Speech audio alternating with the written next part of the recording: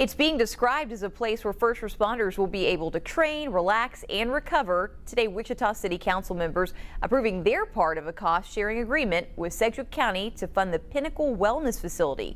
Brock Wilson in the newsroom to explain what it is and how it will benefit first responders. Brock.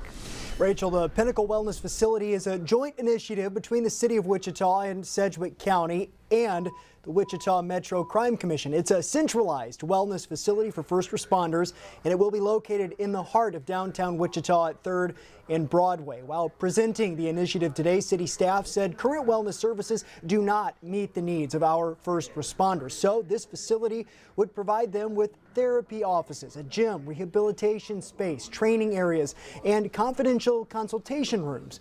Wichita Crime Commission Board Chair Alan Banta shares more on the amenities first responders will have access to. Access for all first responders, city and county, 24-hour access to the gym. It'll be card secured on the parking and entering into the facility. We're going to have a grab-and-go kitchen where you'll be able to get healthier food options, and there'll be microwave and some appliances in there. The goal is to have the facility open in 2027. Today I was able to catch up with Wichita Police Chief Joe Sullivan to get his reaction to the wellness facility. Hear his comments coming up on 12 News at 6. Mike?